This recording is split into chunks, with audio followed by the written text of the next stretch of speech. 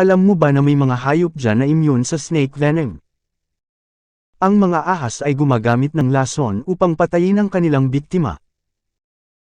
At ito ay nakamamatay sa karamihan ng mga hayop, ngunit hindi sa mga hayop na ito, nakilala ang makapangyarihang mongoose at ang honey badger, kaya, bakit sila immune?